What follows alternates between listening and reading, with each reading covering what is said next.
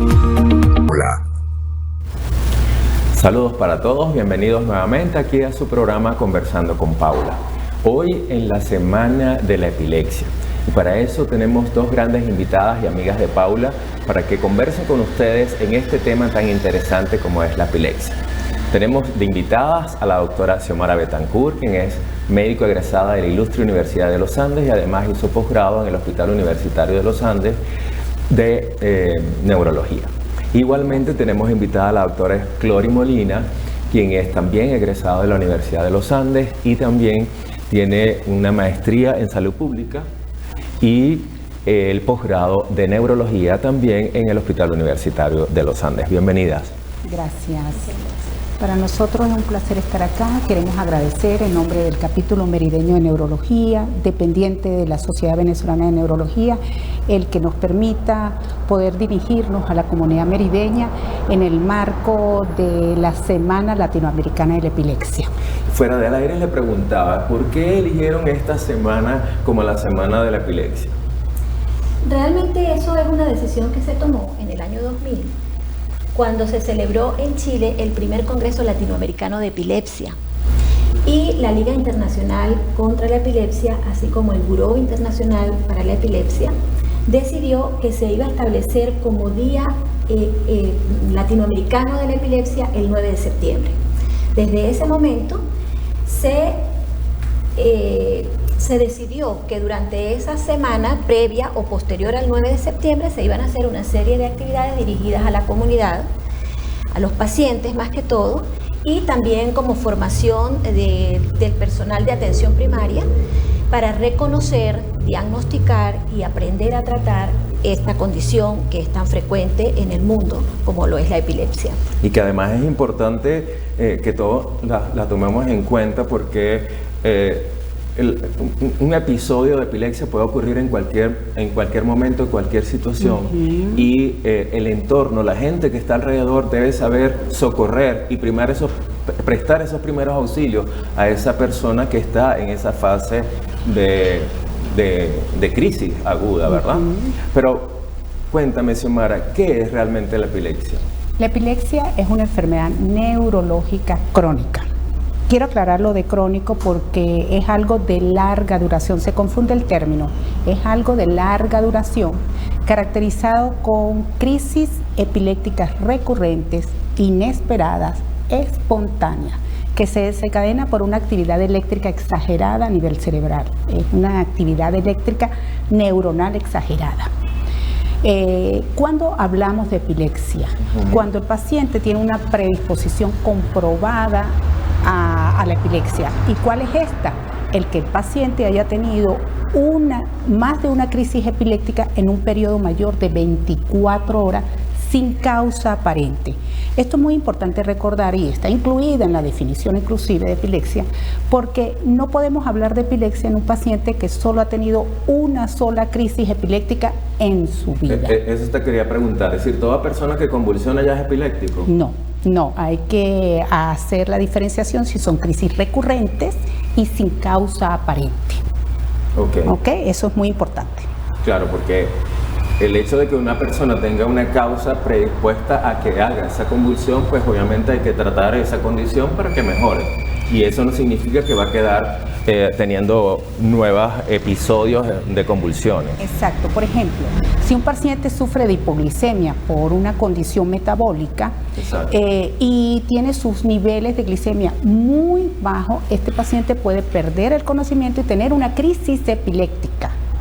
Pero no es epilepsia, porque hay una condición que se lo está detonando. Corregimos la hipoglicemia y probablemente no vuelva a tener crisis epiléptica. Una pregunta que les quiero hacer, porque siempre nos llegan a la consulta pacientes que dicen, yo tengo una disritmia cerebral. ¿Eso es lo mismo que una epilepsia? Excelente esa pregunta. La epilepsia está clasificada en la clasificación, valga la redundancia, internacional de cefalea como epilepsia. Ustedes revisan la clasificación y en ningún lado aparece el término disritmia. ¿Qué es el término disritmia? Disritmia es una alteración en el electroencefalograma, es decir, una alteración eléctrica en el cerebro, pero esta alteración eléctrica del cerebro no da el diagnóstico de epilepsia porque es inespecífico en la mayoría de los casos. Hay muchas patologías que puede tener una alteración eléctrica, una disritmia, pero no es epilepsia. La depresión puede dar alteraciones eléctricas en el cerebro, un trastorno del sueño u otras condiciones pueden dar alteraciones eléctricas en el cerebro y no ser una epilepsia. Entonces hay que diferenciar bien estos términos para no crear confusión. Ok, perfecto. Y, a ver, Clori, ¿qué puede causar una epilepsia? Ok. Dentro de las causas de la epilepsia, se sabe que el 70% de los pacientes con epilepsia, su causa es desconocida. Ok. Se supone que tienen una causa genética, pero bueno, como bien sabemos, los estudios genéticos, los estudios con los que vamos a lograr reconocer la causa, primero pues no están disponibles en todos los países, resultan ser estudios costosos y pues se toma como causa desconocida, aunque en el fondo probablemente eso es genético, eso es el 70%. El 30% de los pacientes con epilepsia tienen causas conocidas, es decir, la epilepsia es secundaria a una lesión estructural del cerebro. Hay alguna lesión en el cerebro que ocasiona ese fenómeno que acaba de explicar la doctora Xiomara de una actividad eléctrica anormal en alguna zona. Las más comunes pueden ser epilepsias secundarias a algún problema en el embarazo o en el parto, niños que han padecido hipoxia, asfixia, traumatismos encefalocraneanos, accidentes cerebrovasculares, tumores cerebrales, causas inmunológicas, pero básicamente es un 30% los que podemos reconocer efectivamente la causa. La gran parte de los pacientes con epilepsia tienen causa desconocida. Epilepsia. Nos habíamos mencionado que casi el 70% de las causas de epilepsia son desconocidas, ¿ok? Y que hay ciertos factores genéticos que pueden influir en que un paciente sea epiléptico o no. Pregunto, si yo tengo mi papá o mi mamá que fue epiléptica, ¿eso significa que yo voy a cursar con epilepsia? No necesariamente. No necesariamente. Hay síndromes epilépticos que tienen un marcador genético bien pronunciado y es donde vemos esto, ¿no? Que la abuela tuvo epilepsia, que alguno de los tíos tuvo epilepsia, que el niño ahora tiene epilepsia, pero no es en todos los casos. Hay casos que son esporádicos, un caso en la familia que tienen epilepsia y no necesariamente tiene que haber antecedentes familiares. Ok. ¿Y existe varios tipos de epilepsia o todos los podemos englobar en un solo tipo? Ajá, eso es bien importante conocerlo. La clasificación de la epilepsia realmente es muy amplia, pero básicamente para la información general, que es lo que nosotros queremos, que se conozca y se pueda reconocer un paciente con epilepsia, lo vamos a clasificar en dos grupos grandes, ¿verdad? Las crisis epilépticas focales y las crisis epilépticas generalizadas. Las crisis epilépticas focales, como su nombre bien lo indica, se originan en una zona muy circunscrita del cerebro, como un foco, por eso se llaman focales. Okay. Dependiendo donde se origine ese foco irritativo, esa irritación cerebral, van a dar síntomas. Entonces tenemos crisis focales que en muchas de ellas no hay compromiso de conciencia, el paciente está consciente, puede describir todo lo que siente, okay, y los síntomas pueden ser variados, desde un síntoma motor, un movimiento estereotipado, continuo, de un miembro, de una mano, de la mitad de la cara, por ejemplo, una crisis motora, sin compromiso de conciencia. Pueden haber síntomas sensoriales, el paciente percibe un olor, un sonido que más nadie lo percibe.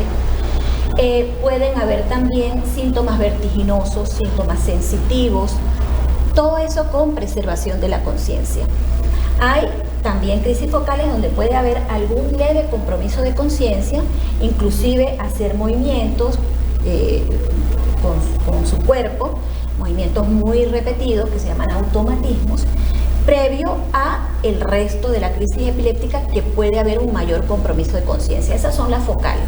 Una pregunta antes de que termines ese punto, para que entienda la mayoría de la gente. ¿Esa focalización que tú mencionas siempre es repetitiva o es migratoria? Las crisis epilépticas suelen ser estereotipadas. El paciente tiene un mismo tipo de crisis casi siempre, aunque pueden haber en el transcurso del tiempo puede haber modificaciones. Un paciente que empezó con crisis focales motoras puede en el transcurso del tiempo hacer otros tipos de crisis. Okay. Por eso es tan importante y es primordial el interrogatorio del paciente por una persona que conozca la semiología de las crisis para poder entender si ese paciente tiene qué tipo de crisis y cómo va a ser la evolución en el tiempo, ¿no? Tú mencionabas algo que me llamó la atención, que es que la persona puede percibir un olor que los demás no perciben o pueden ver algunas cosas. ¿Eso sería como el aura de la epilepsia? No necesariamente aura. El aura epiléptica es una cosa. Es como algunos pacientes presienten que van a tener la crisis o tienen como un aviso que ellos ya identifican. Exacto. Como que viene la crisis. Ya me va a dar. Ajá. Ese es el aura epiléptica.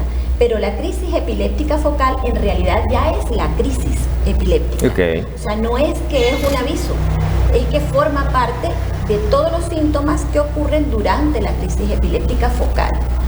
Luego vendría el grupo de las crisis epilépticas generalizadas.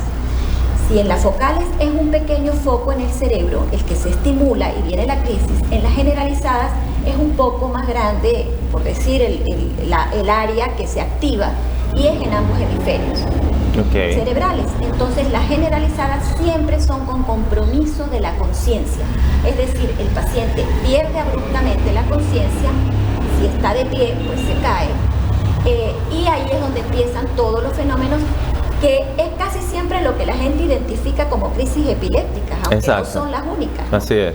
Que es posturas tónicas, que son posturas de estiramiento de los miembros, o tónico-clónicas, que son como espasmos. Regularmente en las crisis generalizadas hay, por los espasmos que son muy intensos, hay mordedura de la lengua, se la lesionan, hay salida por boca de saliva, que casi siempre va con sangre porque pues ha habido un trauma en la lengua. Puede haber relajación de esfínteres, no siempre hay relajación de esfínteres, no siempre hay mordedura de lengua, pero los pacientes, dependiendo del tipo de crisis que tengan, pues van a tener toda esta cantidad de síntomas. Una vez que la crisis ha terminado, ya sea focal o generalizada, el paciente queda en un estado que nosotros denominamos postictal, o sea, un estado después de la crisis, que puede ser también de diferentes. Independientemente que sea focal o que sea generalizada, siempre va a estar en esa fase. Sí. Okay. Y el estado postictal puede ser de somnolencia, de confusión. Entonces, una vez que la crisis termina, el paciente puede quedar confuso un momento, no reconocer a quienes están a su lado, hacer movimientos sin sentido, pueden tener un poquito de agitación psicomotora, cefalea, dolor de cabeza, que es muy común. El dolor de cabeza después de una crisis es muy intenso y esos síntomas también hay que atenderlos. Entonces, bueno, en general son esos dos grupos de crisis y cada paciente en su consulta pues se definirá qué tipo de crisis tiene y por supuesto qué tratamiento va a recibir, porque ahí vamos con la parte del tratamiento también. No todos los fármacos antiepilépticos están diseñados para todos los tipos de crisis epilépticas. Entonces hay fármacos que funcionan mejor en las crisis focales, fármacos que funcionan mejor en las crisis generalizadas, y eso también tiene que ser individualizado. Pero ahora les pregunto, cuando a ustedes le llega un paciente que sospechan de una epilepsia, ¿qué exámenes se les deben de hacer y cómo orientar para hacer el seguimiento de ese paciente y poder tratarlo? Fíjate bien, es importante resaltar que el diagnóstico de la epilepsia es netamente clínico. Es decir, el diagnóstico se va a obtener a través de la recopilación de datos de la crisis, de lo que relata el paciente o el testigo de la crisis, que generalmente es un familiar. Recordemos, como dijo la doctora Clori Molina, hay crisis epilépticas donde hay pérdida del conocimiento, por lo tanto el paciente no puede relatar lo que le pasa. Exacto. Y es muy importante allí el testigo confiable de la crisis, que generalmente es un familiar. Entonces el diagnóstico lo haríamos a través del interrogatorio clínico bien llevado, de manera cronológica. Es cierto, hay ciertos estudios paraclínicos que pudiéramos realizar en un paciente con epilepsia, como son un electroencefalograma, una tomografía, una resonancia o inclusive un video electroencefalograma. Pero todos estos estudios son complementarios. son muy útiles porque nos ayuda a identificar la causa de la epilepsia y a identificar el foco epileptógeno. Pero, insisto, el diagnóstico de la crisis epiléptica es netamente clínico y se obtiene a través de un buen interrogatorio del paciente o del testigo. Bien, y una vez que ustedes le dicen al paciente, usted es epiléptico, ¿ese paciente queda etiquetado para el resto de su vida con esa marca o es curable la epilepsia? Si quieres tú hablas allí en ese momento. Ok. Fíjese, cuando hablamos de las causas de la epilepsia, recuerdan que dijimos que el 70% de las crisis epilépticas son desconocidas, de origen desconocido, de causa desconocida. Entonces, hay pacientes donde cursan con epilepsias genéticas, por ejemplo, en los niños, las epilepsias casi siempre son de curso benigno. Con el tiempo y con tratamiento se resuelven. En el otro grupo de pacientes, donde tenemos una causa conocida, es realmente donde la epilepsia tiene que ser controlada con fármacos y el 70% de los pacientes de esos que sufren, que tienen causa conocida, se pueden controlar con fármacos. No hablamos como tal de curación en ese grupo de pacientes, aunque un paciente después que está de 3 a 5 años asintomático, sin recaída de las crisis, se pudiera probar, y muchas veces con éxito, el retiro progresivo del tratamiento, y llegan a estar libres de crisis por mucho tiempo. Pero siempre tienen que tener presente que tuvieron esa condición en su vida, que ante cualquier cambio en el estilo de vida que haga que pueda otra vez volverse a desencadenar el foco epiléptico, pues puede volver a recaer y tendrían que volver a iniciar tratamiento. Hay un grupo muy pequeño de pacientes que se vuelven resistentes a los fármacos, que hay que usar más de un fármaco para su control, inclusive llegar a otras opciones como cirugía de la epilepsia, implantación de algún estimulador del nervio vago para controlarla, pero esos son un porcentaje más pequeño. Entonces, quizás no hablamos de curación, pero hablamos de control en el 70% de los casos con fármacos. Un paciente epiléptico, ¿cada cuánto debería acudir a una consulta con el neurólogo? Todo va a depender de cómo sea la frecuencia de la crisis y su estilo de vida inclusive. Un paciente que esté descompensado debe ir regularmente a su consulta médica, pero ya un paciente que tiene su crisis controlada, una baja frecuencia de crisis, puede tener su consulta cada 3 meses, cada 6 meses o cada año inclusive. Todo va a depender de la evolución del paciente y si acepta las recomendaciones y las aplica. Y me pregunto, ¿en qué momento, yo soy epiléptico, cada vez que me da la crisis tengo que acudir al médico o existe alguna condición particular en que el familiar debe decidir, en este momento tengo que llevarlo a consulta? Si el paciente es conocido como con crisis epiléptica, es decir, el paciente tiene el diagnóstico de epilepsia y está controlado y de repente por algún factor externo, generalmente que detone la crisis, presenta una crisis epiléptica y no dura más de 2 minutos y el paciente después del periodo posictal se recupera y está en buenas condiciones y entendemos cuál fue el detonante de la crisis, quizás porque se trasnochó, se acostó a las 4 de la mañana, ahí quizás ese paciente, si después de la crisis está en buenas condiciones, no es necesario recurrir al médico, simplemente modificar el detonante de la crisis. Claro. Pero si tenemos un paciente, en cambio, que tiene crisis epilépticas frecuentes, que aún con el tratamiento persiste, este paciente debe consultar inmediatamente a su médico tratante. ¿Por qué? Porque hay 2 condiciones muy graves en epilepsia, que son las crisis epilépticas seriadas, que son crisis epilépticas, más de una crisis epiléptica en 24 horas, o estatus epiléptico, que es que entre una crisis y otra no recupera su conciencia. Entonces, esas son 2 condiciones muy graves y son unas verdaderas emergencias y hay que acudir. Nos quedan pocos minutos y quisiera que le dieran alguna recomendación a la población general que está conectados con nosotros sobre la epilepsia. ¿Qué les recomiendan ustedes ante esa situación que puede presentar un familiar? Primero que nada, antes de llegar a la crisis, lo ideal es evitar la crisis. Sabemos que el paciente tiene epilepsia, lo ideal es evitarla. El paciente puede tener una calidad de vida adecuada, trabajar, estudiar, tener hijos, inclusive de manera planificada, puede hacer deportes, puede hacer una vida normal, puede tener buena calidad de vida.